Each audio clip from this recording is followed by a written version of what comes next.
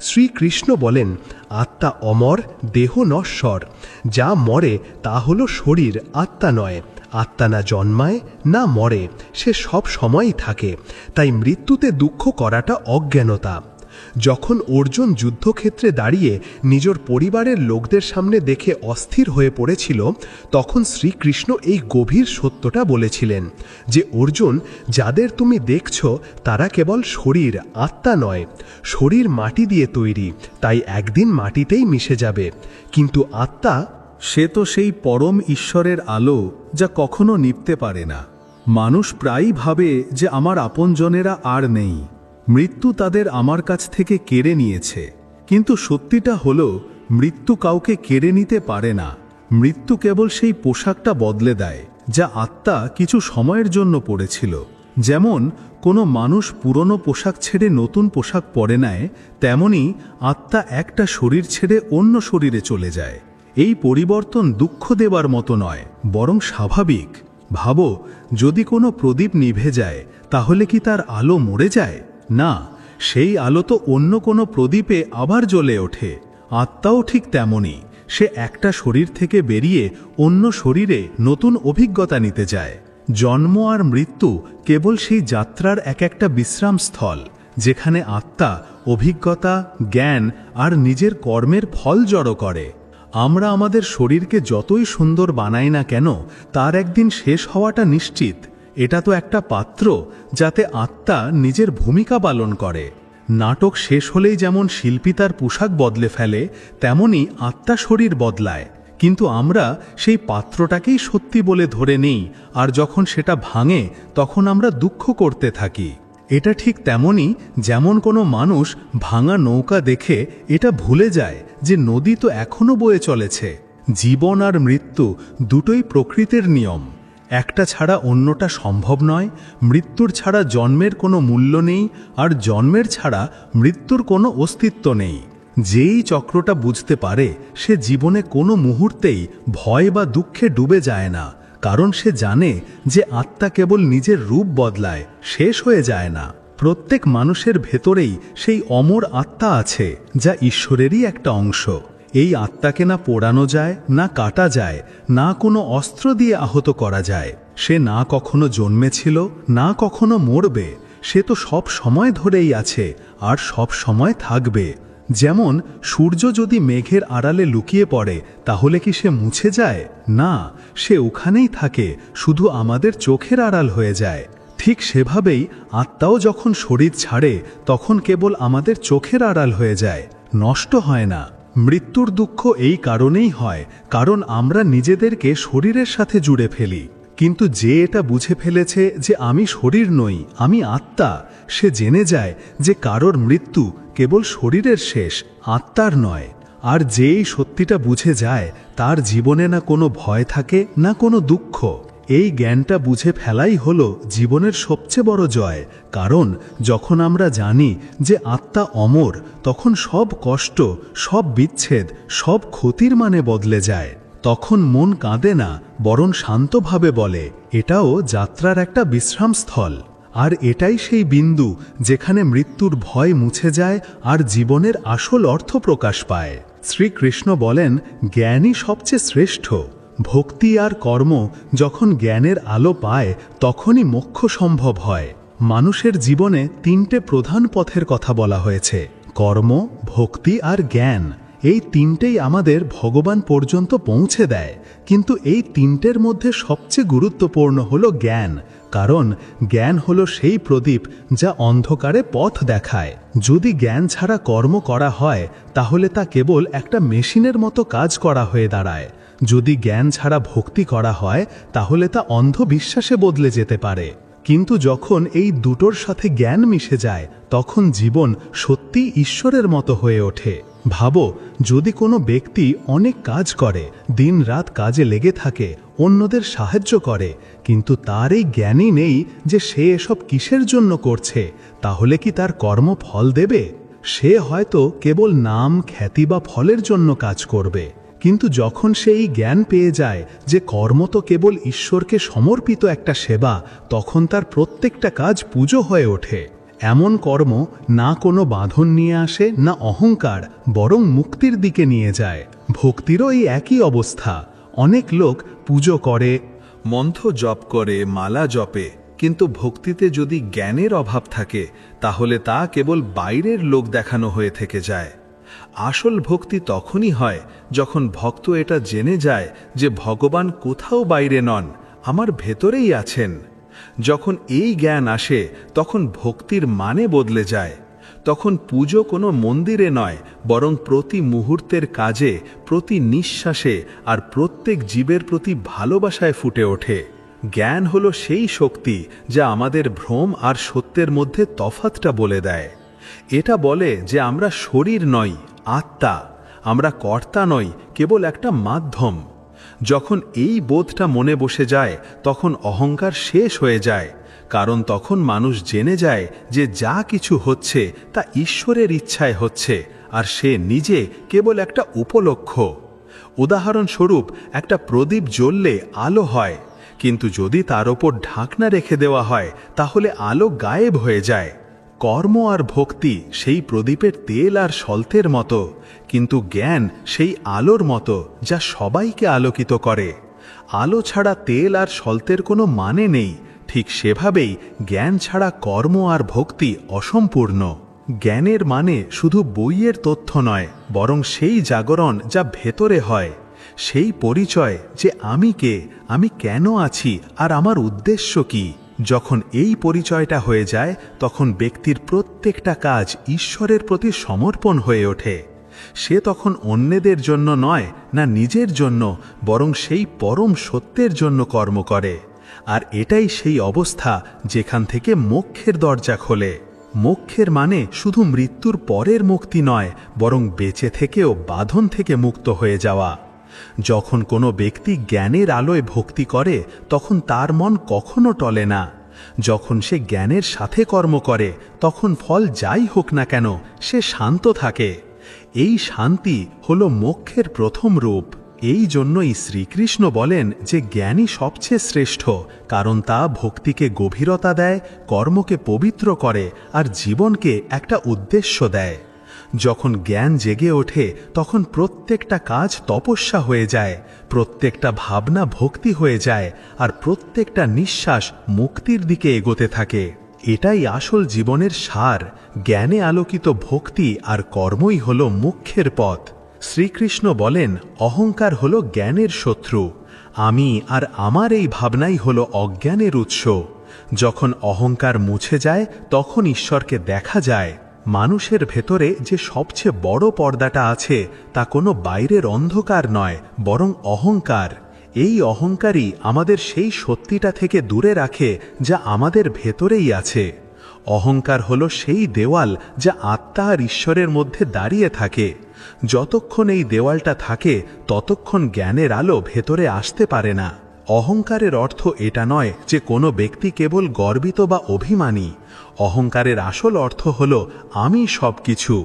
যখন মানুষ এটা ভাবতে শুরু করে যে আমি কর্তা, আমি জানি, আমাকে ছাড়া কিছুই হতে পারে না, তখন সে ধীরে ধীরে সেই সত্যিটা থেকে দূরে সরে যায় যেখানে সব কিছু ঈশ্বরের ইচ্ছায় হয়। এই আমি আর আমার ভাবনাই হল অজ্ঞানের মূল।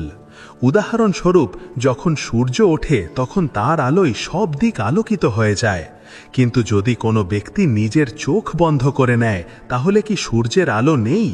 আলো তো আছে, কিন্তু তার চোখ বন্ধ।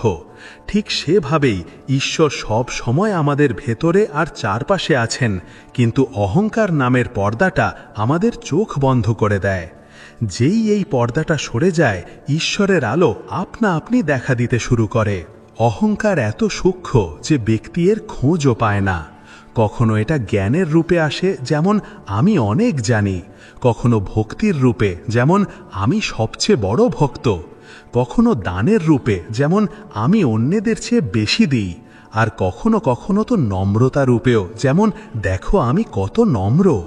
এই আমি সব রূপেই নিজের অস্তিত্ব জাহির করতে চায়, আর এই আমিই হলো আসল জ্ঞানের সবচেয়ে বড় শত্রু। জ্ঞান তখনই আসে যখন ব্যক্তি নিজেকে কর্তা ভাবা ছেড়ে দেয়। যখন সে এটা বুঝতে পারে যে যা কিছু হচ্ছে তা আমার দ্বারা নয়, বরং আমার মাধ্যমে ঈশ্বরের দ্বারা হচ্ছে, এই ভাবটা যখন ভেতরে নেমে আসে, তখন অহংকার আপনা আপনি মুছে যেতে থাকে। যেমন রাত হলেই সূর্যের আলো চলে যায় না, বরং সূর্য আড়ালে চলে যায়, ঠিক তেমনি যখন জ্ঞান আসে তখন অহংকার পালিয়ে যায় না, শুধু গলে যায়। ভাবো, যখন কোনো নদী সমুদ্রে মেশে তখন তার আমি ভাবটা শেষ হয়ে যায়, সে আর নদী থাকে না, সে সমুদ্র হয়ে যায়। ঠিক সেভাবেই যখন আত্মা নিজের ভেতরের ঈশ্বরে বিলীন হয় তখন আমি ভাবটা মুছে যায়। তখন ব্যক্তি এটা বলে না যে আমি দেখছি, বরং এটা অনুভব করে যে ঈশ্বর আমার মাধ্যমে দেখছেন। এটাই হলো আসল জ্ঞান। অহংকার থাকলে ব্যক্তি সব সময় দ্বিধায় থাকে, তাকে তুলনা করতে হয়, নিজেকে সেরা প্রমাণ করতে হয়, আর মনে ভয় লেগে থাকে যে পাছে তার পরিচয়, তার অস্তিত্ব হারিয়ে না যায়। কিন্তু যখন অহং মুছে যায় তখন একটা গভীর শান্তি আর সহজ ভাব ভেতরে নেমে আসে। তখন ব্যক্তি কাউকে নিজের ওপরে বা নিচে দেখে না, কারণ সে প্রত্যেক জীবের মধ্যে সেই একই পরমাত্মাকে দেখতে পায়। ঈশ্বরকে দেখা কোনো মন্দিরে বা পাহাড়ে গিয়ে সম্ভব নয়, বরং তখনই সম্ভব যখন মন থেকে আমি ভাবটা মুছে যায়। যেমন পরিষ্কার আয়নায় মুখ পরিষ্কার দেখা যায়, ঠিক তেমনি যখন মন অহংকার থেকে মুক্ত হয় তখন তাতেই ঈশ্বরের স্বরূপ ফুটে ওঠে। আর এটাই সেই অবস্থা যেখানে আসল জ্ঞান প্রকট হয়। যখন আমি শেষ হয় তখনই তিনি দেখা দেন। এটাই সেই মুহূর্ত যখন ব্যক্তি নিজের সাথে নয়, বরং ঈশ্বরের সাথে যুক্ত হয়। অহংকারের শেষেই জ্ঞানের শুরু হয়, আর সেই জ্ঞানেই ঈশ্বরের অনুভব হয়। শ্রীকৃষ্ণ বলেন, ঈর্ষা আর দেশ আত্মাকে অন্ধ করে দেয়। অন্যদের সাফল্য দেখে দুঃখী হওয়া মানে নিজেরই সুখ কেড়ে নেওয়া। মানুষের মন যখন ঈর্ষা আর দেশে ভরে যায় তখন সে নিজেরই আলো হারিয়ে ফেলে। যেমন ধোঁয়া প্রদীপের শিখাকে ঢেকে দেয়, তেমনি ঈর্ষা আত্মার জ্যোতিকে ঢেকে দেয়। যখন অন্য কারোর উন্নতি, অন্য কারোর সুখ বা সম্মান আমাদের গায়ে লাগতে শুরু করে তখন আসলে আমরা অন্য কারোর নয়, বরং নিজেরই ক্ষতি করতে থাকি। কারণ সেই মুহূর্তে আমাদের মন তিক্ততা দিয়ে ভরে যায়, আর যে মন তেতো হয়ে যায় সে কখনো খুশি থাকতে পারে না। ঈর্ষার ভাব তখনই জন্ম নেয় যখন আমরা তুলনা করতে শুরু করি। ওর কাছে আমার চেয়ে বেশি কেন আছে, সে সাফল্য কেন পেল আর আমি পেলাম না। এই তুলনা ধীরে ধীরে আমাদের ভেতরে অসন্তোষের বীজ বুনে দেয়, আর এই অসন্তোষ এত গভীর হয়ে যায় যে আমরা অন্যদের খুশি দেখে দুঃখী হয়ে পড়ি। কিন্তু ভাবো, কারোর সাফল্য কি তোমার হার? না, জীবন কোনো প্রতিযোগিতা নয়, এটা একটা যাত্রা যেখানে প্রত্যেক ব্যক্তি নিজের গতিতে আর নিজের রাস্তায় চলছে।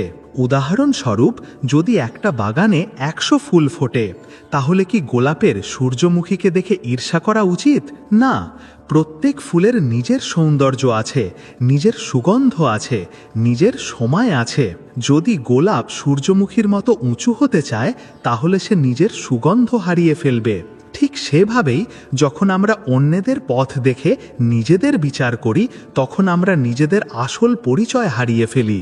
দেশ অর্থাৎ কারোর প্রতি জ্বালা বা ঘৃণা রাখা মনকে আরও বেশি অশান্ত করে তোলে। এটা ঠিক সেরকম যেমন কোনো ব্যক্তি অন্য কারোর ওপর বিষ ছুঁড়তে চায়, কিন্তু তার আগে সেই বিষটা সে নিজেই পান করে ফেলে। দেশে জ্বলতে থাকা ব্যক্তি বাইরে থেকে হাসে, কিন্তু ভেতর থেকে ভাঙতে থাকে। ধীরে ধীরে তার মন এত বিষাক্ত হয়ে যায় যে সে নিজেরই খুশি, নিজেরই শান্তি হারিয়ে ফেলে। জ্ঞানের পথ ঈর্ষা আর দেশ থেকে দূরে হয়, কারণ যখন ব্যক্তি এটা বুঝতে পারে যে প্রত্যেকের ভাগ্য, প্রত্যেকের যাত্রা ঈশ্বরের ঠিক করা মতনই হয়, তখন সে অন্যদের সাফল্য দেখে খুশি হয়। সে এটা অনুভব করে যে যদি আজ অন্য কারোর জীবনে আলো থাকে তাহলে কাল আমার জীবনেও আলো আসবে। এই ভাবনায় মন হালকা হয়, আত্মা খুশি হয়, আর ব্যক্তির দৃষ্টিভঙ্গি বদলে যায়। অন্যদের খুশি দেখে দুঃখী হওয়াটা ঠিক সেরকম যেমন কোনো ব্যক্তি অন্যদের প্রদীপ নেভানোর চেষ্টা করে যাতে অন্ধকারে সে নিজে জ্বলতে পারে, কিন্তু এমনটা করলে অন্ধকার আরও গভীরই হয়। আসল আলো তখনই আসে যখন আমরা অন্যদের প্রদীপেও নিজের আলো যোগ করি।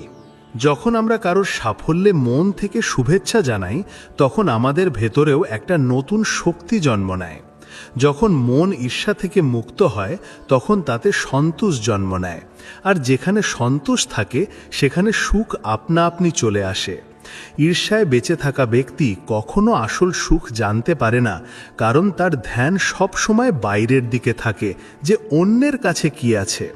কিন্তু যে ব্যক্তি নিজের ভেতরে উঁকি মারে, সে জেনে যায় যে আমার নিজের যাত্রা, আমার নিজের খুশি অন্য কারোর উপর নির্ভর করে না। তাই যখনই অন্য কারো সাফল্য তোমার সামনে আসে, তখন তাকে প্রেরণা হিসাবে দেখো, প্রতিযোগিতা হিসাবে নয়। কারণ প্রত্যেক ব্যক্তি নিজের সময়ে ফোটে, আর যে ঈর্ষা ছেড়ে দেয় সে নিজের ভেতরের বসন্তকে খুঁজে পায়। ঈর্ষা আর দেশ আত্মাকে অন্ধ করে, কিন্তু করুণা আর প্রশংসা আত্মাকে আলো দেয়। আর যখন আত্মা আলোকময় হয়ে যায়, তখন কোনো দুঃখ, কোনো অভাব, কোনো তুলনা তাকে অস্থির করতে পারে না। কারণ তখন মানুষ জেনে যায় যে আসল সুখ ভেতরে আছে, বাইরে নয়। শ্রীকৃষ্ণ বলেন, কর্ম করো, ফলের চিন্তা করো না। মানুষের অধিকার কেবল কর্মের ওপর, ফলের ওপর নয়। ফলের প্রতি আসক্তি দুঃখের কারণ হয়ে দাঁড়ায়। এটা শ্রীমদ্ ভগবদ্গীতার সবচেয়ে বিখ্যাত আর সবচেয়ে গভীর উপদেশ, যা জীবনের সার কথা বলে। এটা কেবল একটা বাক্য নয়, বরং বেঁচে থাকার একটা দিক নির্দেশ। শ্রীকৃষ্ণ অর্জুনকে এই উপদেশ তখন দিয়েছিলেন যখন সে যুদ্ধক্ষেত্রে দাঁড়িয়ে নিজের কর্তব্য থেকে পিছিয়ে আসতে চেয়েছিল। তার মনে দ্বিধা ছিল যে যদি আমি আমার প্রিয়জনদের সাথে যুদ্ধ করি, তাহলে তার ফল কি হবে। তখন ভগবান বলেছিলেন, অর্জুন, তোর অধিকার কেবল কর্ম করার মধ্যে আছে, ফলের ওপর নয়। এর অর্থ খুব গভীর। যখন আমরা কোনো কাজ করি আর তার ফল পাওয়ার চিন্তায় লেগে যাই, তখন আমাদের ধ্যান সেই কাজের গুণমান থেকে সরে গিয়ে ফলের ওপর চলে যায়। উদাহরণস্বরূপ, যদি কোনো ছাত্র পড়াশোনা করে আর তার পুরো মনোযোগ শুধু এই দিকে থাকে যে সে কত নম্বর পাবে, তাহলে সে পড়াশোনার আনন্দ আর শেখার উদ্দেশ্যটা হারিয়ে ফেলে। কিন্তু যদি সেই ছাত্রই পুরো মন দিয়ে জ্ঞান পাওয়ার জন্য পড়ে, তাহলে ফল আপনা আপনি ভালো হবে। এটাই গীতার সার। কর্মে পূর্ণতা আনো, ফল আপনা আপনি আসবে। ফলের চিন্তাই দুঃখের আসল কারণ। যখন আমরা কোনো কাজ থেকে আশা করি আর সেটা পূরণ হয় না, তখন আমরা ভেঙে পড়ি, হতাশ হয়ে যাই, অভিযোগ করতে শুরু করি। কিন্তু যে ফলের প্রতি আসক্তি ছেড়ে দিয়েছে, তাকে কেউ হারাতে পারে না, কারণ তার হারানোর মতো কিছু নেই। সে নিজের কাজে এতটাই ডুবে থাকে যে তার কেবল করার আনন্দ থাকে, পাওয়ার চিন্তা থাকে না। ভাবো, একজন কৃষক ক্ষেতে বীজ বোনে। সে তার কাজ পুরো নিষ্ঠার সাথে করে, মাটি চষে, জল দেয়, যত্ন নেয়। কিন্তু সে কি এটা ঠিক করতে পারে যে বৃষ্টি কখন হবে বা ফসল কতটা হবে? না, সে কেবল নিজের কর্ম করতে পারে, ফল প্রকৃতির হাতে। যদি কৃষক প্রতি মুহূর্তে এই চিন্তায় থাকে যে ফসল খারাপ হয়ে যাবে, তাহলে কি সে শান্তিতে কাজ করতে পারবে? না। তাই বোঝো, ফলের চিন্তা মনকে অশান্ত করে, আর অশান্ত মন দিয়ে কোনো কাজই সফল হতে পারে না। ঠিক সেভাবেই জীবনে যখন আমরা কাউকে ভালোবাসি, কাউকে সাহায্য করি বা কোনো স্বপ্ন দেখি, তখন আমাদের এটা বোঝা উচিত যে ফল আমাদের নিয়ন্ত্রণে নেই। আমাদের কর্তব্য হলো পুরো নিষ্ঠার সাথে করা। যদি প্রত্যেক ব্যক্তি এই সত্যিটা বুঝে ফেলে, তাহলে জীবন থেকে অর্ধেক দুঃখ আপনা আপনি মুছে যাবে। কারণ দুঃখ সব সময় সেই জায়গা থেকে জন্ম নেয় যেখানে আশা থাকে। ফলের প্রতি আসক্তির আরও একটা বড় খারাপ দিক হলো, এটা অহংকারের জন্ম দেয়। যখন সাফল্য আসে, তখন আমরা বলি আমি করেছি, আর যখন ব্যর্থতা আসে, তখন আমরা অন্যদের বা পরিস্থিতিকে দোষ দেই। কিন্তু যে ফলের চিন্তা ছেড়ে দিয়েছে, সে জানে যে কর্ম তার, কিন্তু ফল ঈশ্বরের। এই বোঝ থেকে ব্যক্তি নম্র হয়, শান্ত থাকে আর ক্রমাগত এগিয়ে চলে। এই উপদেশের অর্থ এটা নয় যে আমাদের ফলের পরোয়া করাই উচিত নয়, বরং এটা হলো যে ফলকে লক্ষ্য বানিয়ে কর্ম করো না। যদি তোমার ধ্যান কেবল লক্ষ্যের ওপর থাকে তাহলে তুমি পথের সৌন্দর্য হারিয়ে ফেলবে, কিন্তু যদি তুমি যাত্রার ওপর ধ্যান দাও তাহলে লক্ষ্য আপনা আপনি মিলে যাবে। কর্ম করা আমাদের ধর্ম। ফল দেওয়া ঈশ্বরের কাজ। যখন এই ভাবটা মনে গেঁথে যায় তখন ব্যক্তি কোনো পরিস্থিতিতেই বিচলিত হয় না। সাফল্য এলে কৃতজ্ঞতার সাথে গ্রহণ করে, আর ব্যর্থতা এলে ধৈর্যের সাথে সহ্য করে। এই সমভাবেই আসল সাধনা। যে মানুষ ফলের চিন্তা ছেড়ে কর্মে নিজেকে সঁপে দেয় সে স্বাধীন হয়ে যায়। তার না সাফল্যের অহংকার থাকে, না ব্যর্থতার ভয়।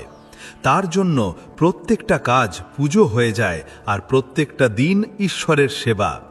এটাই সেই অবস্থা যেখানে আত্মা শান্তি পায়, আর সেখান থেকেই জীবন আসল অর্থে মুক্ত হয়। শ্রীকৃষ্ণ বলেন, নিজের ধর্মের ওপর অটল থাকো। অন্যের ধর্মে শ্রেষ্ঠত্ব খোঁজার চেয়ে নিজের ধর্মে মৃত্যুও মঙ্গলজনক। এই উপদেশটা বোঝার জন্য আগে এটা জানতে হবে যে এখানে ধর্মের অর্থ কেবল পূজাপাঠ বা কোনো বিশেষ সম্প্রদায় নয়। এখানে ধর্মের মানে হলো আমাদের স্বাভাবিক কর্তব্য, সেই কাজ যা আমাদের যোগ্যতা আর পরিস্থিতি অনুযায়ী আমরা পেয়েছি। যখন কোনো ব্যক্তি নিজের স্বধর্ম অর্থাৎ নিজের স্বাভাবিক কর্তব্য পালন করে তখন সে নিজের ভেতরের সত্যের সাথে জীবন কাটায়। কিন্তু যখন সে অন্য কারোর ধর্ম বা ভূমিকা নেওয়ার চেষ্টা করে শুধু এই জন্য যে সেটা দেখতে ভালো বা তাতে বেশি লাভ আছে, তখন সে নিজের আসল পরিচয় থেকে দূরে সরে যায়। কল্পনা করো, একজন কৃষক আছে যার জীবন ক্ষেত, বীজ আর আবহাওয়ার সাথে জড়িয়ে আছে। তার ধর্ম হলো খেতে পরিশ্রম করা, ফসলের যত্ন নেওয়া আর প্রত্যেক ঋতুতে ধৈর্য রাখা। যদি সেই কৃষকই হঠাৎ শহরে গিয়ে ব্যবসা করতে শুরু করে শুধু এই জন্য যে তার ওখানকার চাকচিক্য ভালো লাগছে, তাহলে সে শুধু নিজের শক্তির ভুল ব্যবহারই করবে না, বরং ভেতর থেকে দুঃখীও থাকবে। সেই অসন্তোষই তাকে ভুল পথে নিয়ে যেতে পারে, যার ফলে শেষে তার বেঁচে থাকাটাই মুশকিল হয়ে পড়বে। এই জন্যই নিজের ধর্ম পালন করা মনকে শুদ্ধ আর স্থির রাখে। দ্বিতীয়ত, এই উপদেশে এটাও বলা হয়েছে যে নিজের ধর্মে মৃত্যুও মঙ্গলজনক। এর মানে এটা নয় যে মৃত্যুকে খোঁজো বা মরে গেলেই সব ভালো। এর অর্থ হলো, যদি তোমার পুরো জীবনটা সত্যি, কর্তব্য আর নিষ্ঠায় ভরা থাকে আর তারপর শেষটা আসে, তাহলে সেই শেষটা বেকার ছিল না। এমন শেষ হলো সেই জীবনের স্বাভাবিক সমাপ্তি যা ধর্ম মেনে কাটানো হয়েছে। ইতিহাসে এমন অনেক লোক আছেন যাদের মৃত্যু নিজের কর্তব্য পালন করতে গিয়ে হয়েছে, কিন্তু তাদের স্মৃতি আর তাদের কাজ আজও ভবিষ্যৎ প্রজন্মকে প্রেরণা দেয়। তাদের মৃত্যুতেও একটা সম্মান আর মঙ্গল আছে, কারণ তারা নিজেদের ভূমিকা সততার সাথে পালন করেছে। তৃতীয়ত, এটা বোঝা জরুরি যে অন্যের ধর্মে ভালো খোঁজাটা প্রায় তুলনা আর অসন্তোষের জন্ম দেয়। যখন তুমি অন্যদের দেখে বলো যে ওদের কাজ ভালো, ওদের অবস্থা আমার চেয়ে ভালো, তখন তুমি নিজের শক্তি বাইরের জিনিসে লাগিয়ে দাও। এই অভ্যাসটা ধীরে ধীরে তোমাকে শুধু অসন্তুষ্টই বানায় না, বরং তোমাকে নিজের আসল পথ থেকেও সরিয়ে দেয়। অথচ নিজের ধর্মে অটল থাকার মানে হলো নিজের কর্তব্যগুলো পুরো সততার সাথে করা, নিজের গুণ আর সীমাবদ্ধতা বুঝে সেটুকুই সবচেয়ে ভালোভাবে করা যা তোমার হাতে আছে। শেষে এটা জেনে রাখো যে নিজের ধর্মে টিকে থাকলে মন স্থির হয়। স্থির মন দিয়ে নেওয়া সিদ্ধান্ত ঠিক হয়, জীবনের লড়াইগুলো ঠিকভাবে লড়া যায় আর মৃত্যুর ভয়ও কমে যায়। যখন কোনো ব্যক্তি নিজের কর্তব্যের পথে অটল থাকে তখন তার কোনো ফলের চেয়ে বেশি নিজের কর্মের শুদ্ধি আর নিজের ভেতরের শান্তির চিন্তা থাকে। এটাই সেই অবস্থা যখন জীবনের প্রত্যেকটা মুহূর্ত অর্থপূর্ণ হয়ে ওঠে আর মৃত্যুও কেবল একটা স্বাভাবিক পর্যায় হয়ে শান্তি দিয়ে যায়। তাই এই উপদেশটা সহজ কিন্তু খুব গভীর। নিজের পরিচয় আর কর্তব্যকে বোঝো, অন্যদের থেকে প্রেরণা নাও কিন্তু তাদের নকল করো না, আর নিজের ধর্ম এমনভাবে পালন করো যে যদি শেষটাও এসে যায় তাহলেও যেন তোমার সন্তুষ্টি থাকে যে তুমি নিজের ভাগটা সততার সাথে পালন করেছ। শ্রীকৃষ্ণ বলেন, যা হয়েছে ভালো হয়েছে, যা হচ্ছে ভালো হচ্ছে, আর যা হবে সেটাও ভালোই হবে। জীবনে যা কিছুই ঘটে তা কোনো কাকতালীয় ঘটনা নয়, তা ঈশ্বরের পরিকল্পনার একটা ছোট অংশ। যখন মানুষ এই সত্যিটা বুঝে ফেলে তখন তার ভেতরে একটা গভীর শান্তি আর মেনে নেওয়ার ভাব জন্ম নেয়। দেখো, মানুষের স্বভাব হলো সে প্রত্যেকটা ঘটনাকে নিজের মতো করে ভালো বা খারাপ বলে। যখন কিছু তার ইচ্ছামতো হয় তখন সে খুশি হয়, আর যখন হয় না তখন দুঃখী হয়ে পড়ে। কিন্তু শ্রীকৃষ্ণ এটাই শেখান যে জীবনের প্রত্যেকটা ঘটনার পেছনে কোনো না কোনো উদ্দেশ্য লুকানো থাকে। আমরা সেটুকুই দেখি যা সামনে আছে, কিন্তু ঈশ্বরের দৃষ্টি সম্পূর্ণ হয়। তিনি জানেন যে কোন মুহূর্তে আমাদের কি পাওয়া উচিত, কি হারানো উচিত, আর কি অনুভব করা উচিত, যাতে আমরা আত্মিক দিক থেকে এগিয়ে যেতে পারি। ধরো, কোনো ব্যক্তির চাকরি চলে গেল, তার মনে হয় যে তার সাথে অন্যায় হয়েছে, দুনিয়া শেষ হয়ে গেছে। কিন্তু কয়েক মাস পর সেই ব্যক্তি যখন নিজের নতুন পথ তৈরি করে, এমন কিছু করে যা তার জীবনের উদ্দেশ্য হয়ে দাঁড়ায়, তখন সে বুঝতে পারে যে আগে যা হয়েছিল সেটাই আসলে তার জন্য ভালো ছিল। এটাই তো শ্রীকৃষ্ণের বার্তা।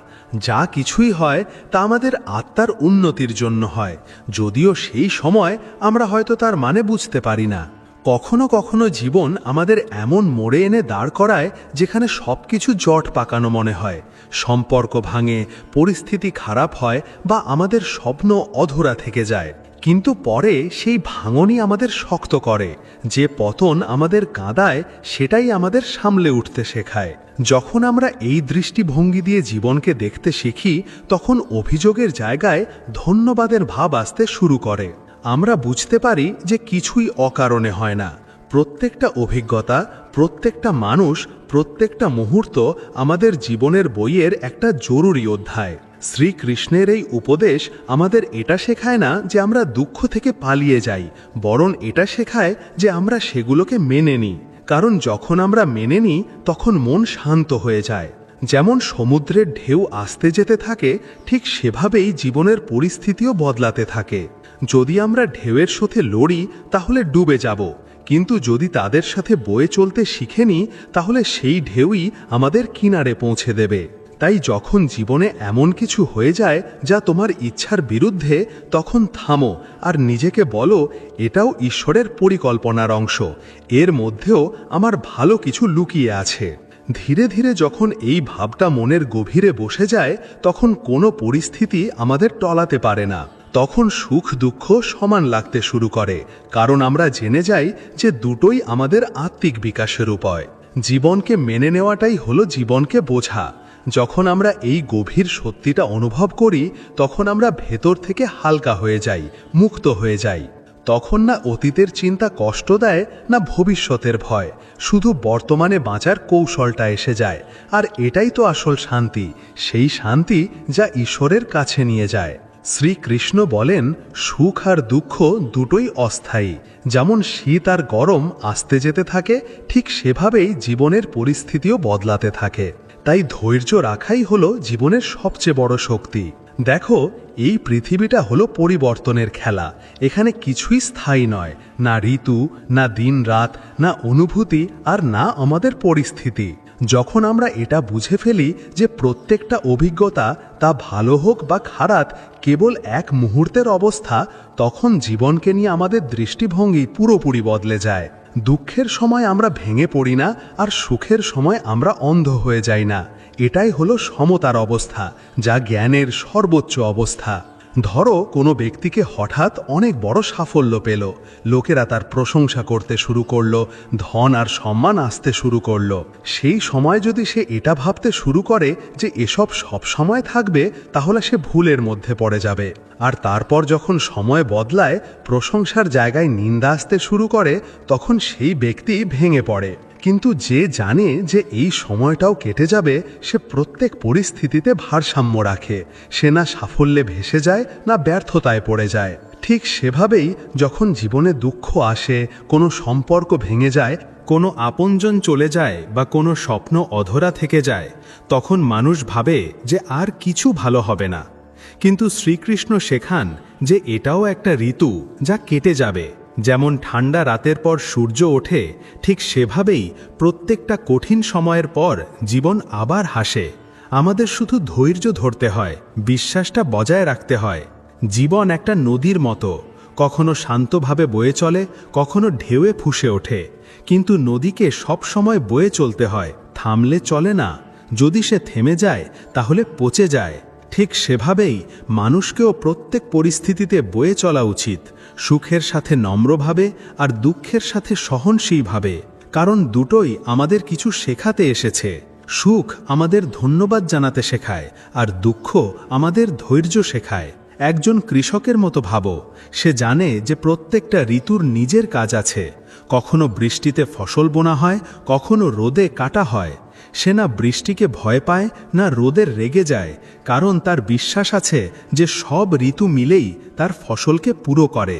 ঠিক সেভাবেই আমাদের জীবনের সুখ দুঃখ মিলেই আমাদের পরিণত করে তোলে। ধৈর্য হলো সেই প্রদীপ যা অন্ধকারেও নেভে না। যখন জীবনের ঝড় ওঠে, যখন কোনো পথ দেখা যায় না, তখন এই ধৈর্যই আমাদের ভেতর থেকে সামলে রাখে। যে ব্যক্তি ধৈর্যশীল হয় সে কখনো খালি হয় না, কারণ সে জানে যে পরিবর্তনই হলো জীবনের স্বভাব। আজ যা দুঃখ তা কাল অভিজ্ঞতা হয়ে যাবে, আর আজ যা সুখ সেটাও একদিন স্মৃতি হয়ে যাবে। এই জন্যই শ্রীকৃষ্ণের এই উপদেশ আমাদের শেখায় যে প্রত্যেকটা মুহূর্তকে সমানভাবে মেনে নাও। না সুখে খুব ভেসে যেও, না দুঃখে খুব ডুবে যেও, কারণ দুটোই স্থায়ী নয়। আসল শক্তি এই কথায় নেই যে তুমি কোন পরিস্থিতিতে আছো, বরং এই কথায় আছে যে তুমি প্রত্যেক পরিস্থিতিতে নিজের মনকে স্থির রাখতে পারো কিনা। যখন মানুষ এই কৌশলটা শিখে ফেলে, তখন না সময় তাকে টলাতে পারে, না পরিস্থিতি। সে নিজেই একটা শান্ত হ্রদ হয়ে যায়, যাতে জীবনের প্রত্যেকটা প্রতিবিম্ব সুন্দর দেখাতে শুরু করে। শ্রীকৃষ্ণ বলেন, ঈশ্বর সব জায়গায় আছেন। যাকে তুমি বাইরে খোঁজো সে তোমার ভেতরেই আছে। যখন মানুষ এই সত্যিটা বুঝে ফেলে, তখন তার পুরো জীবনটা বদলে যায়, কারণ সে জেনে যায় যে ঈশ্বর দূরে বসে থাকা কোনো দেবতা নন, বরং প্রত্যেকটা নিঃশ্বাসে, প্রত্যেকটা অভিজ্ঞতায়, প্রত্যেকটা জীবের মধ্যে থাকা চেতনা। দেখো, মানুষ ছোটবেলা থেকে এটাই শিখে এসেছে যে ঈশ্বর মন্দিরে আছেন, মূর্তিতে আছেন, আকাশের ওপারে আছেন। সে সব জায়গায় তাকে খোঁজে, তীর্থে, পাহাড়ে, সমুদ্রের তীরে। কিন্তু আসলে ঈশ্বর কোনো বিশেষ জায়গায় থাকেন না। তার কোনো আকার নেই, কোনো সীমিত অস্তিত্ব নেই। তিনি হলেন শক্তি, ভালোবাসা, করুণা, যা প্রত্যেকটা হৃদয়ে আছে। যখন তুমি কাউকে মন থেকে হাসতে দেখো, যখন কারোর চোখে করুণা ফুটে ওঠে, যখন কারোর নিঃস্বার্থ কাজ অন্য কারোর জীবন বদলে দেয়, সেটাই তো ঈশ্বরের রূপ। কিন্তু আমরা প্রায়ই বাইরে এত ব্যস্ত থাকি যে ভেতরে উকি দিতে ভুলে যাই। বাইরের ঈশ্বর তো কেবল একটা প্রতীক, একটা আয়না, যা আমাদের ভেতরে দেখার প্রেরণা দেয়। ধরো, কেউ ঘন্টার পর ঘন্টা মন্দিরে পুজো করল, কিন্তু বাড়ি ফিরে কোনো গরিবকে বকা দিল, কারোর ভাবনায় আঘাত দিল, তাহলে তার পুজো অসম্পূর্ণ। কারণ ঈশ্বর পাথরে নয়, ভাবনার মধ্যে বাস করেন। যখন কারোর কষ্ট দেখে তোমার মন গলে যায়, যখন তুমি কোনো স্বার্থ ছাড়া কাউকে সাহায্য করো, সেটাই হলো আসল উপাসনা। এক সময় একজন সাধু ছিলেন, যিনি বছরের পর বছর ধরে ঈশ্বরের খোঁজে জঙ্গলে ঘুরে বেড়াচ্ছিলেন। একদিন ক্লান্ত হয়ে তিনি একটা গ্রামে পৌঁছালেন। সেখানে তিনি একজন কৃষককে দেখেন, যে সকাল থেকে সন্ধে পর্যন্ত পরিশ্রম করত আর রাতে ভগবানের নাম নিয়ে শান্তিতে ঘুমিয়ে পড়ত। সাধু জিজ্ঞাসা করলেন, তুমি কি ঈশ্বরকে দেখেছ? কৃষক হাসল আর বলল, মহারাজ, আমি তো সারা দিন তার সাথেই থাকি। যখন আমি লাঙ্গল চালাই তিনি আমার সাথে মাটিতে থাকেন, যখন আমি খাই তিনি আমার সাথে বসে থাকেন, আর যখন আমি ঘুমাই তিনি আমার মনে বিশ্রাম করেন। সাধুর চোখ জলে ভরে এলো। তিনি বুঝতে পারলেন যে ঈশ্বরকে পাওয়ার জন্য ঘুরে বেড়ানোর নয়, ভেতরে দেখার দরকার। যখন তুমি ভেতরে ঈশ্বরকে চিনে ফেলো, তখন তোমার দৃষ্টিভঙ্গি বদলে যায়। তখন আর কাউকে ছোট বা বড় মনে হয় না, কাউকে পর মনে হয় না। প্রত্যেকটা মানুষের মধ্যে তুমি সেই স্বর্গীয় স্ফুলিঙ্গ দেখতে শুরু করো। তখন রাগের জায়গায় করুণা আসে, অহংকারের জায়গায় নম্রতা, আর ঘৃণার জায়গায় ভালোবাসা।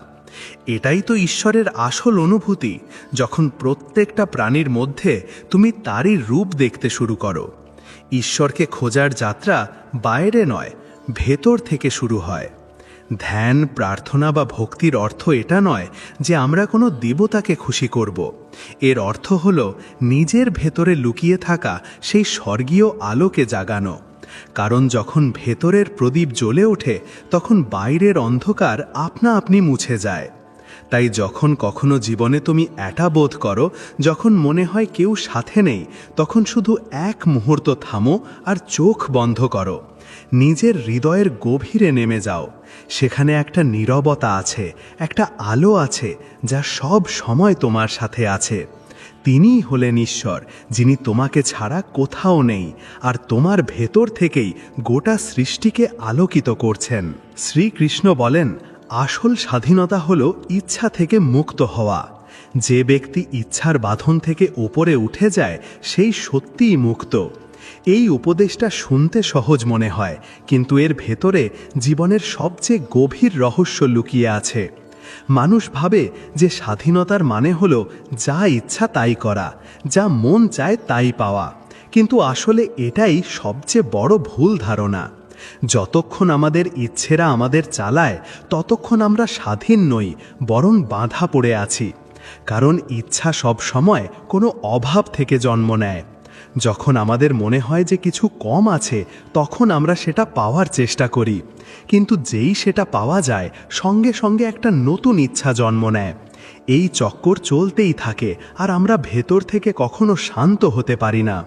ধরো, কোনো ব্যক্তির মনে হয় যে যদি সে একটা নতুন গাড়ি পেয়ে যায় তাহলে জীবনে আনন্দ এসে যাবে।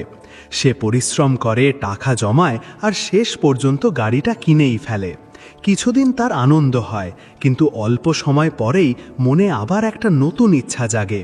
এবার বড় বাড়ি চাই, এবার উঁচু পদ চাই, এবার আরও সম্মান চাই। এইভাবে মন সব সময় অন্য কিছুর খোঁজে থাকে।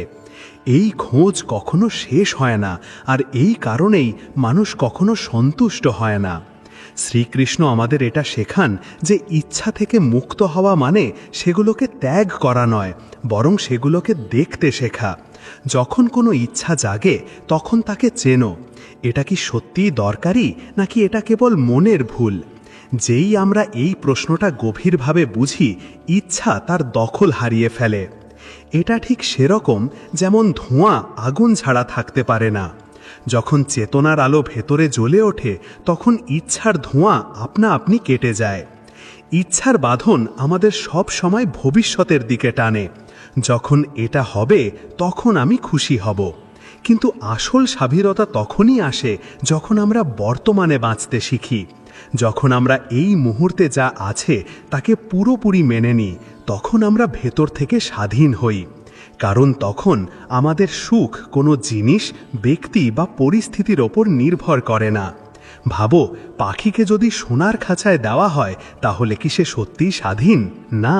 ঠিক সেভাবেই যদি আমাদের মন ইচ্ছার খাঁচায় বন্দি থাকে তাহলে আমাদের কাছে যতই ধন বা সম্পদ থাকুক না কেন, আমরা ভেতর থেকে বাঁধাই আছি। কিন্তু যে ব্যক্তি নিজের ইচ্ছার ওপর নিয়ন্ত্রণ পেয়ে যায় সে মাটির কুঁড়ে ঘরে থেকেও রাজার মতো বাঁচে। কারণ তার সুখ ভেতর থেকে আসে, বাইরে থেকে নয়। আসল স্বাধীনতার অর্থ এই নয় যে জীবনে কিছুই চাইবে না, বরং এর অর্থ হলো তুমি তোমার ইচ্ছার মালিক হও, ইচ্ছেরা যেন তোমার মালিক না হয়ে ওঠে। যখন মানুষ ভেতর থেকে বলতে পারে আমার খুশি কোনো কিছুর ওপর নির্ভর করে না, আমি যেমন আছি তেমনই পূর্ণ, তখনই সে মুক্ত হয়।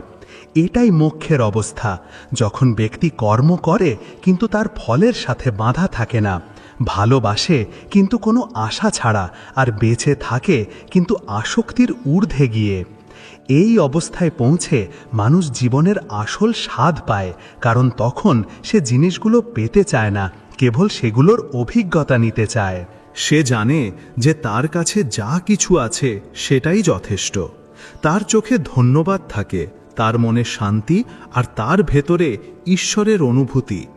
এটাই হলো আসল স্বাধীনতা, যখন বাইরের পরিস্থিতি আমাদের বাঁধতে পারে না, যখন ইচ্ছেরা আমাদের ভেতরে শিকল হয়ে ওঠে না, আর যখন আমাদের মন প্রতি মুহূর্তে বলে আমি পূর্ণ, আমি মুক্ত। শ্রীকৃষ্ণ বলেন, প্রত্যেকটা কাজের ফল অবশ্যম্ভাবী। আজকের কাজই আগামীকালের ভাগ্য তৈরি করে। তাই প্রত্যেকটা কাজ ভেবেচিন্তে করো। এই উপদেশ আমাদের কর্মের গভীর তত্ত্বটা বোঝায় যে এই সংসারে কোনো কাজই বেকার যায় না। প্রত্যেকটা চিন্তা, প্রত্যেকটা কথা আর প্রত্যেকটা কাজ নিজের সাথে একটা ফল নিয়ে আসে। দেখো, যেমন ক্ষেতে যে বীজ বোনা হয় সেই মতোই ফসল হয়। যদি গমের বীজ ফেলো তাহলে গমই বেরোবে, চাল নয়। ঠিক সেভাবেই জীবনে আমরা যে কাজগুলো করি সেটাই আমাদের ভবিষ্যতের রূপ তৈরি করে। যদি আজ আমরা ভালোবাসা, সত্যি আর ভালো আচরণের বীজ বুনি, তাহলে আগামী সময়টা সুখ আর শান্তির ফুল হয়ে ফুটবে। কিন্তু যদি আমরা রাগ, ছলনা বা অন্যায়ের বীজ বুনি, তাহলে সেটাই একদিন আমাদের দুঃখের কারণ হয়ে দাঁড়াবে। এই অবতার কেবল কোনো রূপে প্রকাশ হওয়া নয়, বরং এটা প্রত্যেক যুগে প্রত্যেকটা মানুষের ভেতরে ঘটে। যখন কোনো মানুষ অন্যায়ের বিরুদ্ধে রুখে দাঁড়ায়, যখন কোনো ব্যক্তি সত্যি বলার সাহস দেখায়, যখন কেউ ভালোবাসা, করুণা আর ধর্মের পক্ষে কাজ করে, তখনই সেখানে ঈশ্বর প্রকাশিত হন। এই দিব্য শক্তি বাইরে থেকে আসে না, এটা আমাদের ভেতরের ধর্ম থেকেই জন্ম নেয়। কখনো কখনো আমাদের মনে হয় যে এই সংসারে খারাপ খুব বেড়ে গেছে, সততার কোনো দাম নেই, ভালো মানুষদের কষ্ট পেতে হচ্ছে। কিন্তু ইতিহাস সাক্ষী আছে যে অন্যায় কখনো স্থায়ী হয় না। রাবণ, কংস, দুর্যোধন সবাই অধর্মের প্রতীক ছিল, আর শেষে তাদের বিনাশ হয়েছে। কেন? কারণ ধর্মের শিকড় হয়তো কিছু সময়ের জন্য চেপে যায়, কিন্তু কখনো শুকিয়ে যায় না। যখন সময় আসে তখন সেই ধর্মই আবার অঙ্কুরিত হয়ে দাঁড়িয়ে পড়ে। এই বার্তা কেবল সমাজের জন্য নয়, আমাদের ভেতরের লড়াইয়ের জন্য। আমাদের মনেও একটা যুদ্ধ চলে, ধর্ম আর অধর্মের। যখন ভেতরে স্বার্থ, ঈর্ষা আর রাগ প্রভাবশালী হয়ে যায়, তখন অধর্ম বাড়ে। আর যখন আমরা করুণা, সংযম আর সত্যের পথ ধরি, তখন ধর্ম প্রকাশিত হয়। শ্রীকৃষ্ণ এটাই শেখান যে প্রত্যেকবার যখন ভেতরে অধর্ম বাড়বে, যখন মন দুর্বল হয়ে পড়বে, তখন তোমাকে নিজের ভেতরের কৃষ্ণকে জাগাতে হবে, সেই চেতনাকে যা সঠিকের সাথে থাকতে পারে। জীবনে অনেকবার এমন মনে হয় যে ন্যায় বিচার হতে দেরি হচ্ছে বা হচ্ছেই না, কিন্তু সত্যি এটাই যে ঈশ্বরের গতি ধীর হলেও নিখুঁত হয়। যতক্ষণ না সময় আসে ততক্ষণ তিনি আমাদের পরীক্ষা নেন, আর যখন সঠিক সময় আসে তখন সত্যের জয় নিশ্চিত হয়। কুরুক্ষেত্রের যুদ্ধ কেবল একটা মহাযুদ্ধ ছিল না, সেটা প্রত্যেকটা পরিস্থিতির প্রতীক ছিল, যখন ধর্ম আর অধর্ম মুখোমুখি দাঁড়ায়। আর শ্রীকৃষ্ণের এই কথা, যখন যখন ধর্মের ক্ষতি হয় তখন তখন আমি আবির্ভূত হই, আমাদের এই বিশ্বাস দেয় যে সংসারে যতই অন্ধকার ছেয়ে যাক না কেন, শেষে আলো অবশ্যই ফিরবে। এই কথা আমাদের ধৈর্য, সাহস আর আশা দেয়, কারণ ধর্মের অর্থ কেবল পূজাপাঠ নয়, বরং সত্যি, ন্যায় আর ভালোবাসার পক্ষে দাঁড়ানো। যখন আমরা আমাদের জীবনে ধর্মকে বাঁচিয়ে রাখি, তখনই ঈশ্বর আমাদের ভেতরে প্রকাশিত হন। তাই এই উপদেশ মনে রেখো, যখনই তোমার মনে হবে যে দুনিয়ায় অন্যায় বেড়ে গেছে বা সত্যি হেরে যাচ্ছে, তখন হতাশ হইও না, কারণ প্রত্যেক অন্ধকারের পর সূর্য ওঠা নিশ্চিত। সত্যি সব সময় দেরিতে যেতে, কিন্তু তার জয় স্থায়ী হয়।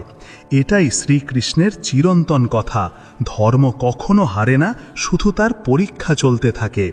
শ্রীকৃষ্ণ বলেন, ধন, মান আর পদ ক্ষণস্থায়ী, কিন্তু ধর্ম চিরন্তন। কারণ যে জিনিসগুলো সময়ের সাথে মুছে যায়, সেগুলো স্থায়ী সুখ দিতে পারে না। কেবল ধর্মই হলো সেই ভিত্তি যা মানুষের জীবনকে স্থিতিশীলতা, সম্মান আর অর্থ দেয়। সংসারে প্রত্যেকটা মানুষ কোনো না কোনো কিছুর পেছনে দৌড়াচ্ছে। কেউ ধন চায়, কেউ খ্যাতি, কেউ ক্ষমতা। কিন্তু যদি মন দিয়ে দেখা যায়, তাহলে এই সব জিনিসই অস্থায়ী। ধন আজ আছে, কাল নেই।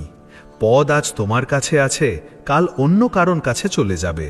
আর মান সম্মানও পরিস্থিতির সাথে বদলে যায়। ইতিহাস সাক্ষী আছে, যারা কেবল এই তিনটে জিনিস পাওয়ার জন্য জীবন কাটিয়েছে, তারা শেষে খালি হাতেই থেকে গেছে। কিন্তু যারা ধর্মকে নিজেদের ভিত্তি বানিয়েছে, তাদের নাম আজও শ্রদ্ধার সাথে নেওয়া হয়। শ্রীকৃষ্ণ গীতায় এটাই বলেন যে ধর্মের অর্থ কেবল পূজাপাঠ নয়, বরং সত্যি, কর্তব্য আর ন্যায়ের পথে চলা। যখন ব্যক্তি নিজের কাজে ধর্মকে ভিত্তি বানায়, তখন তার জীবন স্থায়ী মূল্য পায়। কারণ ধর্ম হলো সেই প্রদীপ যা অন্ধকার সময়ও পথ দেখায়। ভাবো, যখন কোনো ব্যক্তি কেবল ধনের পেছনে ছোটে, তখন সে চিন্তা আর ভয়ে জড়িয়ে থাকে, পাছে ধন চলে না যায়, কেউ ঠকিয়ে না দেয়, কেউ তার থেকে এগিয়ে না যায়। এই দৌড় কখনো শেষ হয় না। কিন্তু যখন সেই ব্যক্তি ধর্মের পথে চলে, তখন ভেতরে শান্তি থাকে, কারণ সে জানে যে সে সঠিক কাজটা করেছে। ধর্ম হলো সেই শক্তি যা মানুষকে আত্মবল দেয়। এটা সেই সন্তুষ্টি দেয় যা কোনো বাইরের জিনিস থেকে পাওয়া যায় না। মান আর পদও তখনই টেকে যখন তার পেছনে ধর্ম থাকে, না হলে সেগুলো কেবল অহংকার বাড়ায় আর পতনের কারণ হয়ে দাঁড়ায়। দেখো, ইতিহাসে কত রাজা আর শক্তিশালী ব্যক্তি হয়েছেন যারা বড় বড় সাম্রাজ্য বানিয়েছেন, কিন্তু যখন তারা ধর্ম থেকে মুখ ফিরিয়েছেন, তখন তাদের সব শক্তি মাটিতে মিশে গেছে। কিন্তু অন্যদিকে এমন সাধু আর ধর্মপ্রাণ ব্যক্তি হয়েছেন যারা কোনো ধন বা পথ চাননি, কিন্তু তাদের কথা আজও মানুষকে প্রেরণা দেয়। ধর্ম হলো সেই ভিত্তি যার ওপর জীবনের ইমারত দাঁড়িয়ে থাকে। যদি ভিত্তি দুর্বল হয়, তাহলে ইমারত যতই উঁচু বানাও না কেন একদিন ভেঙে পড়বে। কিন্তু যদি ভিত্তি মজবুত হয়, তাহলে সময়ের ঝড়ও তাকে টলাতে পারে না। এই কারণেই শ্রীকৃষ্ণ বলেন, যার ভিত্তি ধর্ম, তার জীবন কখনো বৃথা যায় না। ধর্ম আমাদের শেখায় যে যা সঠিক সেটাই করো, পরিস্থিতি তোমার বিরুদ্ধে হলেও। ধর্ম আমাদের শেখায় যে কারোর অধিকার কেড়ো না, অন্যদের সাথে ন্যায় বিচার করো, নিজের কর্তব্যকে ঈশ্বরের ভক্তি বলে মনে করো। যখন কোনো ব্যক্তি এই পথে চলে, তখন সে ভেতর থেকে সেই স্থিতিশীলতা পায় যা কোনো ধন বা পথ থেকে পাওয়া যায় না। জীবনে ধর্মের অর্থ কেবল ধার্মিকতা নয়, বরং নৈতিকতা, সত্যি আর করুণা। এটা সেই স্রোত যা মানুষকে মানুষ বানিয়ে রাখে। ধন আর পথ তো যে কেউ পেতে পারে, কিন্তু ধর্মের পালন সবাই করতে পারে না, কারণ এর জন্য সাহস লাগে, আত্মসংযম লাগে আর সত্যের প্রতি নিষ্ঠা লাগে। ধন আর মান সময়ের সাথে কেড়ে নেওয়া যেতে পারে, কিন্তু ধর্ম দিয়ে অর্জন করা সম্মান কখনো মোছে না। এটা সেই আলো যা মৃত্যুর পরেও মানুষকে অমর বানিয়ে দেয়। এই জন্যই যে ব্যক্তি ধর্মকে নিজের ভিত্তি বানায়, তার জীবন অর্থপূর্ণ, স্থায়ী আর দিব্য হয়ে ওঠে।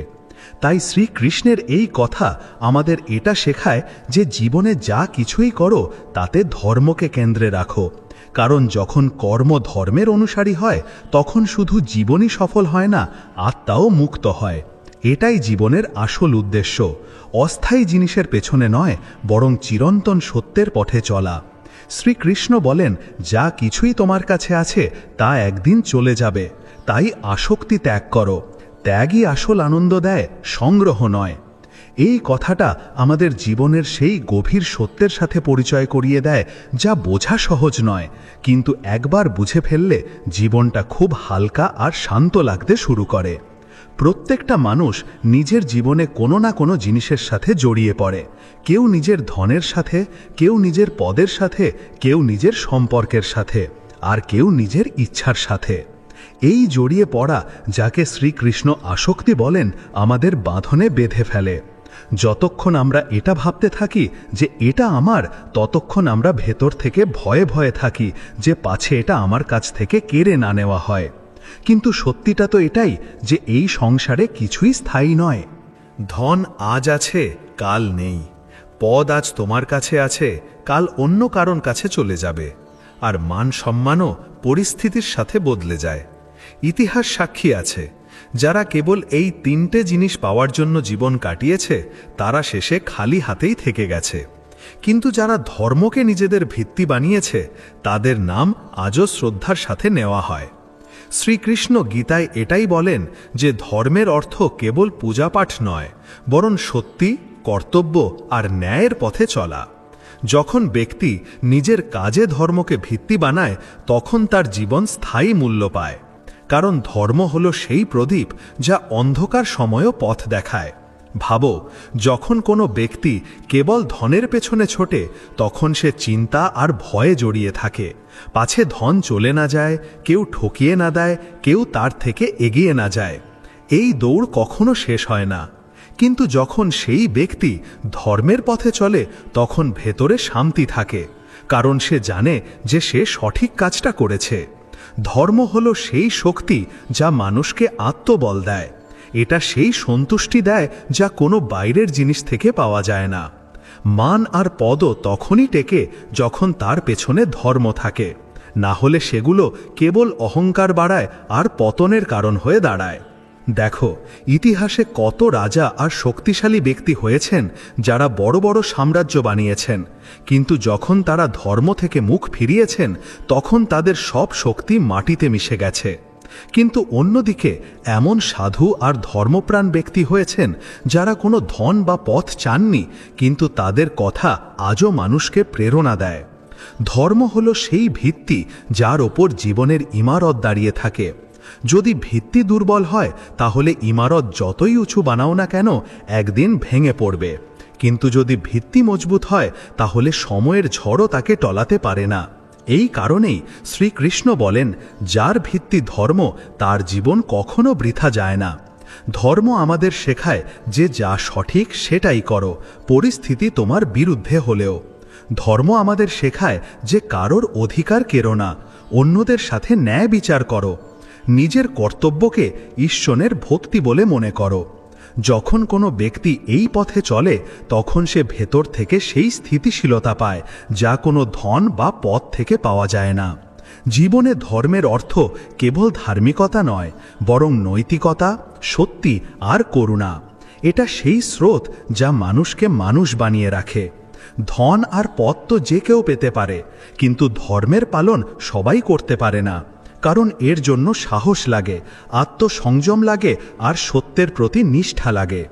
ধন আর মান সময়ের সাথে কেড়ে নেওয়া যেতে পারে, কিন্তু ধর্ম দিয়ে অর্জন করা সম্মান কখনো মোছে না। এটা সেই আলো যা মৃত্যুর পরেও মানুষকে অমর বানিয়ে দেয়। এই জন্যই যে ব্যক্তি ধর্মকে নিজের ভিত্তি বানায় তার জীবন অর্থপূর্ণ, স্থায়ী আর দিব্য হয়ে ওঠে। তাই শ্রীকৃষ্ণের এই কথা আমাদের এটা শেখায় যে জীবনে যা কিছুই করো তাতে ধর্মকে কেন্দ্রে রাখো, কারণ যখন কর্ম ধর্মের অনুসারী হয় তখন শুধু জীবনই সফল হয় না, আত্মাও মুক্ত হয়। এটাই জীবনের আসল উদ্দেশ্য, অস্থায়ী জিনিসের পেছনে নয়, বরং চিরন্তন সত্যের পথে চলা। শ্রীকৃষ্ণ বলেন, যা কিছুই তোমার কাছে আছে তা একদিন চলে যাবে, তাই আসক্তি ত্যাগ করো। ত্যাগই আসল আনন্দ দেয়, সংগ্রহ নয়। এই কথাটা আমাদের জীবনের সেই গভীর সত্যের সাথে পরিচয় করিয়ে দেয় যা বোঝা সহজ নয়, কিন্তু একবার বুঝে ফেললে জীবনটা খুব হালকা আর শান্ত লাগতে শুরু করে। প্রত্যেকটা মানুষ নিজের জীবনে কোনো না কোনো জিনিসের সাথে জড়িয়ে পড়ে। কেউ নিজের ধনের সাথে, কেউ নিজের পদের সাথে, কেউ নিজের সম্পর্কের সাথে, আর কেউ নিজের ইচ্ছার সাথে। এই জড়িয়ে পড়া, যাকে শ্রীকৃষ্ণ আসক্তি বলেন, আমাদের বাঁধনে বেঁধে ফেলে। যতক্ষণ আমরা এটা ভাবতে থাকি যে এটা আমার, ততক্ষণ আমরা ভেতর থেকে ভয়ে ভয়ে থাকি যে পাছে এটা আমার কাছ থেকে কেড়ে না নেওয়া হয়।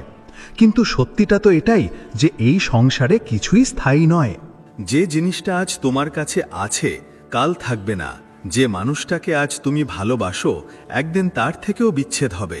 যে পদ, যে বাড়ি, যে সম্পদ তুমি সারা জীবন ধরে রোজগার করেছো সেটাও একদিন অন্য কারোর হয়ে যাবে। এটা শুনতে কঠিন লাগে, কিন্তু এটাই সত্যি। জীবন একটা স্রোত, আর যে এই স্রোতে ভেসে চলতে শিখে যায় সেই আসল শান্তি পায়। ত্যাগের অর্থ এটা নয় যে সব কিছু ছেড়ে জঙ্গলে চলে যাও, না। ত্যাগের অর্থ হলো ভেতরের আসক্তিটা ছেড়ে দেওয়া। উদাহরণস্বরূপ, যখন একজন মা তার সন্তানকে বড় হতে দেখেন আর তাকে স্বাধীনভাবে বাঁচতে দেন, তখন তিনিও ত্যাগ করেন। তিনি জানেন যে সন্তান আর তার মালিকানায় নেই, বরং ঈশ্বরের সৃষ্টির একটা স্বাধীন অংশ। এই বোধটাই তাকে ভেতর থেকে শান্তি দেয়, কারণ তিনি আঁকড়ে ধরা ছেড়ে দিয়েছেন আর মেনে নিতে শিখেছেন। ঠিক সেভাবেই যখন কোনো ব্যক্তি ব্যবসায় ক্ষতি সহ্য করে আর এটা মেনে নিয়ে এগিয়ে যায় যে এটাও ঈশ্বরের ইচ্ছা ছিল, তখন সে ভেতর থেকে মুক্ত হয়। সে ত্যাগ করেছে লোভের, মোহের আর সেই ফলের সাথে জড়িয়ে থাকার। এই ত্যাগই তাকে মানসিক বল দেয়। আসক্তি সব সময় দুঃখের কারণ হয়। যখন আমরা কোনো জিনিসকে আঁকড়ে ধরে বসে থাকি, তখন সেই জিনিসটাই আমাদের নিয়ন্ত্রণ করতে শুরু করে। যেমন কোনো ব্যক্তি নিজের ধনকে খুব বেশি ভালোবাসে, তো ধন তার মালিক হয়ে যায় আর সে নিজে তার গোলাম হয়ে যায়। কিন্তু যখন সে এটা বুঝতে পারে যে ধন আমার ব্যবহারের জন্য, আমি ধনের জন্য নয়, তখনই সে স্বাধীন হয়। এই স্বাধীনতাই হলো আনন্দ, কারণ তাতে কোনো ভয় থাকে না। ত্যাগেই কেন আনন্দ আছে? কারণ যখন আমরা ত্যাগ করি, তখন ভেতরের খালি জায়গায় শান্তি এসে বাস করে। সংগ্রহ করলে মন ভরে না, বরং আরও লোভ জাগে, কিন্তু ত্যাগে মন হালকা হয়। যেমন যখন তুমি তোমার ঘর থেকে ফালতু জিনিস বের করে দাও, তখন জায়গা বেড়ে যায় আর মনে আরাম লাগে। ঠিক সেভাবেই যখন তুমি তোমার মন থেকে আমার ভাবটা বের করে দাও, তখন হৃদয় সুখ, ভালোবাসা আর খুশির জন্য জায়গা তৈরি হয়। শ্রীকৃষ্ণের এই উপদেশ আমাদের এটা শেখায় না যে আমরা জীবন থেকে দূরে পালিয়ে যাই, বরং এটা শেখায় যে জীবনের মাঝে থেকেও মোহ থেকে মুক্ত থাকো। এটাই আসল আধ্যাত্মিকতা। কর্ম করতে থাকো, কিন্তু মনকে আসক্তি থেকে মুক্ত রাখো। এটাই সেই অবস্থা যখন মানুষকে না ক্ষতির ভয় থাকে, না লাভের অহংকার। ত্যাগের অর্থ হলো প্রত্যেকটা পরিস্থিতিকে মেনে নেওয়া, কোনো অভিযোগ ছাড়া। যখন তুমি এটা বুঝে ফেলো যে যা কিছু ঘটছে তা তোমার নিয়ন্ত্রণে নেই, তখন তুমি সব জিনিসকে সহজভাবে মেনে নিতে শুরু করো। আর যখন মেনে নাও, তখন ভেতরের ভার শেষ হয়ে যায়। এটাই আসল আনন্দ, যখন কিছু হারানোর ভয় নেই, কিছু পাওয়ার লোভ নেই। শেষে এটাই বলা যেতে পারে যে সংগ্রহ করা ব্যক্তি সব সময় ক্লান্ত থাকে, কিন্তু ত্যাগ করা ব্যক্তি সব সময় তৃপ্ত থাকে। তাই শ্রীকৃষ্ণ আমাদের এটা শেখান যে জীবনের সবচেয়ে বড় বুদ্ধি এটাই, আসক্তি ছাড়ো। কারণ যা কিছু তোমার কাছে আছে তা একদিন চলে যাবে, কিন্তু যদি তুমি ত্যাগ শিখে ফেলো, তাহলে তোমার আনন্দ কখনো যাবে না। শ্রীকৃষ্ণ বলেন যে নিজেকে জেনে ফেলে সেই পরমকে জানে। ঈশ্বর বাইরে নন, নিজের ভেতরে আছেন। আত্মজ্ঞানী পরম জ্ঞানের দরজা। এই উপদেশ মানুষের জীবনের সবচেয়ে গভীর আর রহস্যময় সত্যি। প্রত্যেক ব্যক্তি নিজের জীবনে ঈশ্বরকে খোঁজে, কেউ মন্দিরে, কেউ পাহাড়ে, কেউ ধর্মগ্রন্থে, তো কেউ কোনো গুরুর কাছে। কিন্তু শ্রীকৃষ্ণ আমাদের এটা শেখান যে ঈশ্বরের খোঁজ তুমি বাইরে করছো, তিনি তো তোমার নিজের ভেতরেই বিরাজমান আছেন। যেমন সমুদ্রের প্রত্যেকটা ঢেউয়ের মধ্যে সেই একই জল আছে, ঠিক সেভাবেই প্রত্যেকটা জীবের মধ্যে সেই একই পরমাত্মা আছেন। তফাৎ শুধু এটাই যে ঢেউ নিজের রূপটাকে ভুলে গিয়ে নিজেকে ছোট ভাবে, আর সমুদ্র সবাইকে সামলে নিয়ে অনন্ত হয়ে আছে।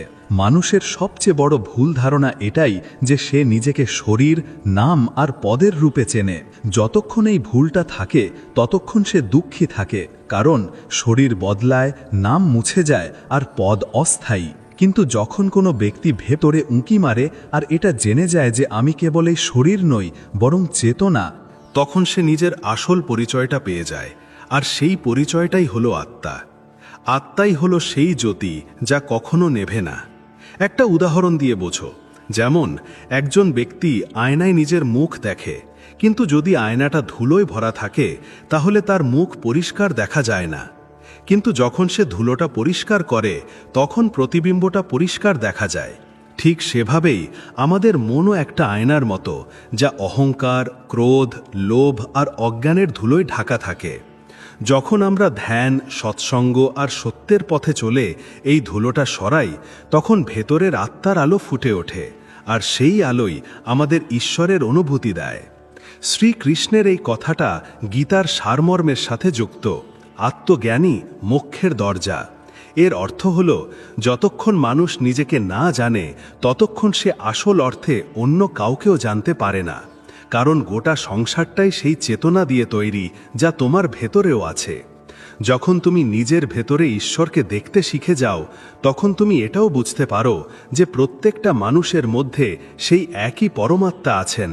তখন তুমি কাউকে ঘৃণা করতে পারো না, কারণ তখন তুমি সব জায়গায় সেই একজনকেই দেখছো। যে ব্যক্তি আত্মাকে জেনে ফেলে, সে ভয়, লোভ আর দুঃখ থেকে মুক্ত হয়ে যায়, কারণ সে বুঝতে পারে যে আমি আসলে যা, তাকে কেউ ছুঁতে পারে না, কেউ নষ্ট করতে পারে না। এটা সেই পরিস্থিতি যেখানে অর্জুনকে গীতায় শ্রীকৃষ্ণ পৌঁছে দিয়েছিলেন, যখন তিনি বলেছিলেন যে আত্মা না কখনো জন্মায় না কখনো মরে। এই বোধটা এলেই মানুষ মৃত্যুর ভয় থেকে ওপরে উঠে যায়, কারণ সে বুঝতে পারে যে মরে শরীর, আত্মা নয়। আত্মজ্ঞান পাওয়ার পথ ভেতরের শান্তি থেকে শুরু হয়।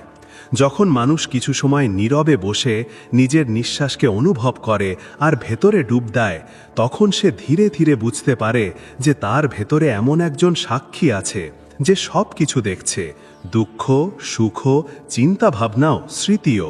সেই সাক্ষী হলো আত্মা। আর যখন তুমি সেই সাক্ষীর সাথে জুড়ে যাও, তখন তুমি এটা অনুভব করো যে তুমি কখনো একা ছিলে না। এই উপদেশ আমাদের এটাও শেখায় যে ঈশ্বর পর্যন্ত পৌঁছানোর জন্য কোনো দূরত্ব পার করার দরকার নেই, বরং ভেতরের যাত্রা করতে হয়। এই যাত্রা বাইরের দুনিয়া থেকে মুক্তি নয়, বরং ভেতরের আলোর সাথে যুক্ত হওয়ার যাত্রা। এই কারণেই যখন সাধু বা যোগীরা বলেন যে আমি পরমাত্মাকে পেয়েছি, তখন তাদের অর্থ এটা হয় না যে তারা কোনো জায়গায় গিয়ে তাকে দেখেছেন, বরং তারা নিজেদের ভেতরে তাকে অনুভব করেছেন। শ্রীকৃষ্ণের এই কথা আমাদের জীবনের সবচেয়ে সুন্দর বার্তা দেয়। ঈশ্বরকে পাওয়ার জন্য মন্দির নয়, মনের শুদ্ধি চাই, জ্ঞান নয়, অনুভূতি চাই। আর এই অনুভূতি তখনই হয় যখন আমরা এটা জেনে ফেলি যে আমি সেই আত্মা যা সব জায়গায় ছড়িয়ে আছে। যখন এই বোধটা হৃদয়ে নেমে আসে, তখন জীবন বদলে যায়, কারণ তখন তুমি কারোর সাথে প্রতিযোগিতা করো না, কাউকে ঘৃণা করো না, কাউকে ভয় পাও না।